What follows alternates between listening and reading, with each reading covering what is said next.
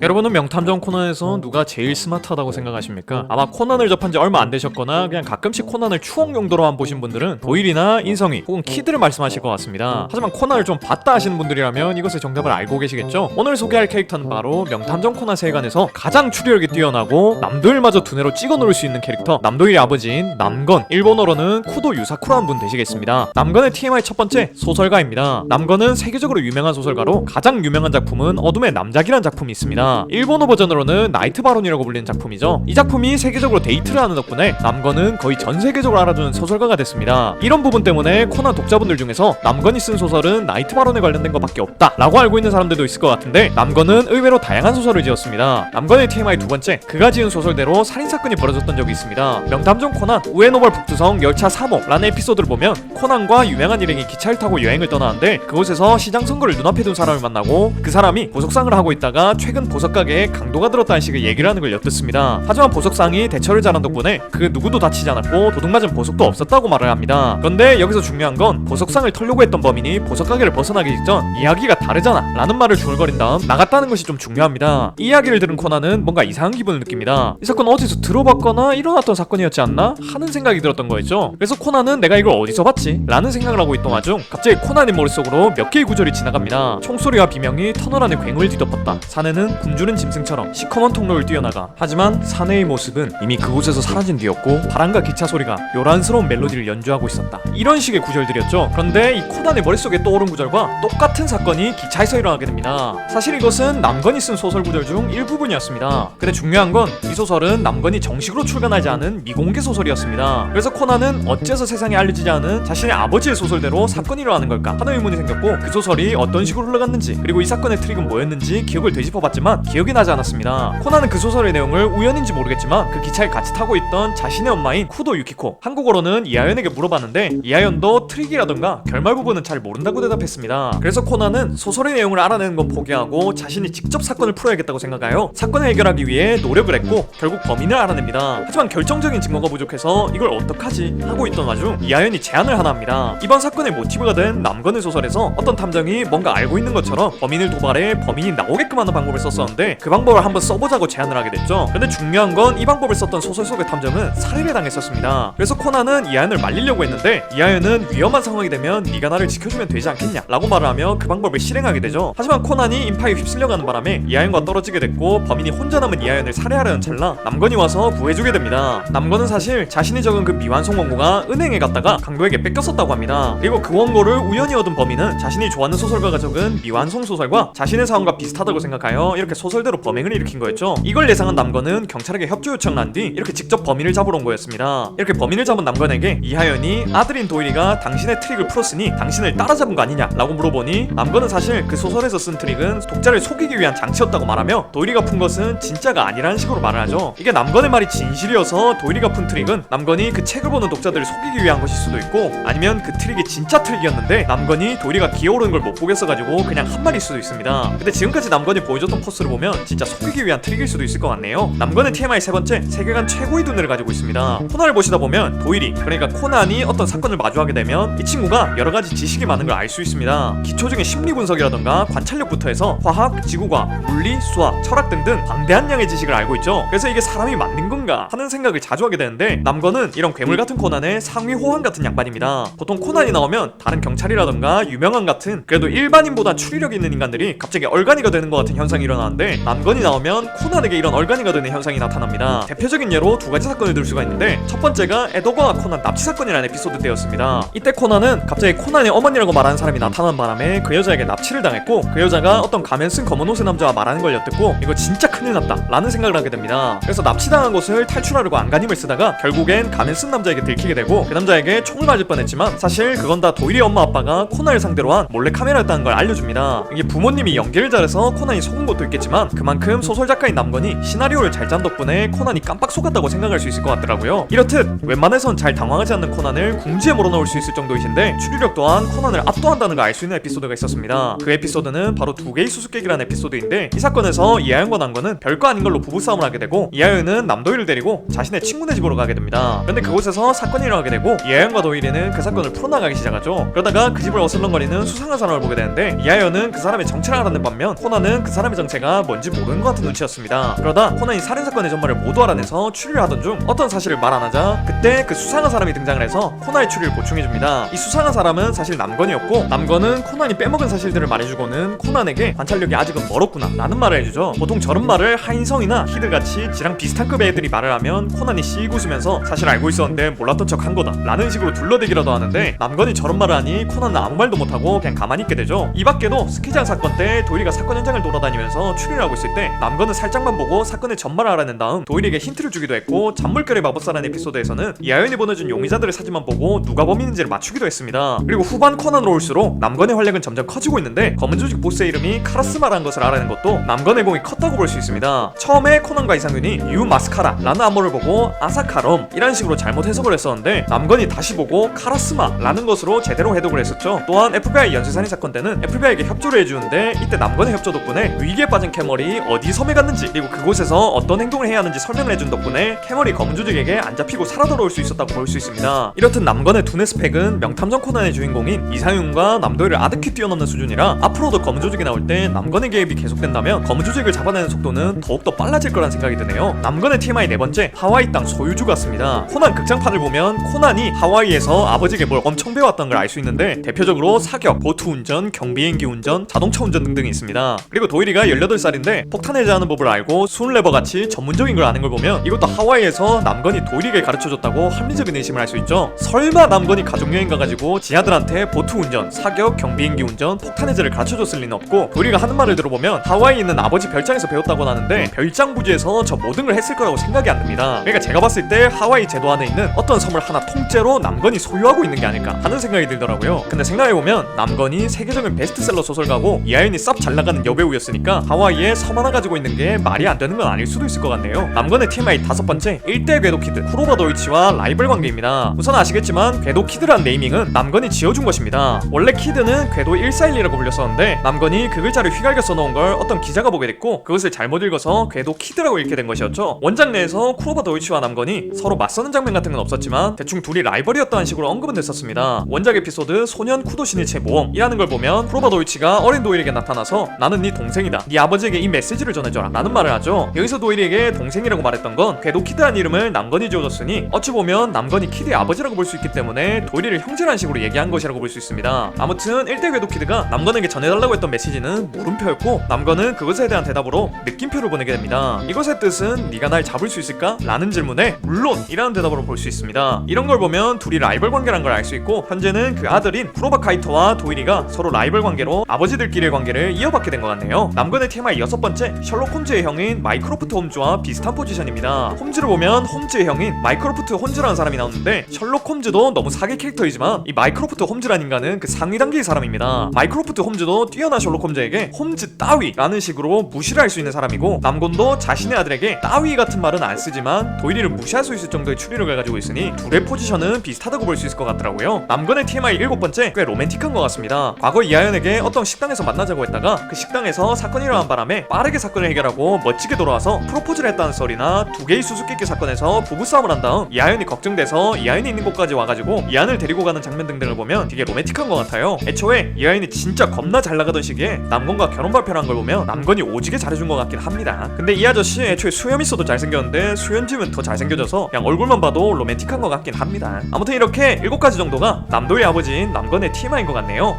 여러분, 2023년이 얼마 안 남았습니다. 혹시 이번 연에 뭘 한 건지 생각이 안 나서 좀 우울하신가요? 사실 제가 좀 그렇습니다. 그래서 이제부터라도 뭔가 좀 새로운 걸 보면서 살아가 보려고 생각 중이에요. 이제 메이플 스토리 말고 새로운 게임을 해봐요. 오늘도 이런 영상 봐주셔서 너무 고맙고 전 더 재밌는 영상으로 돌아오겠습니다. 그럼 다음 시간에 만나요.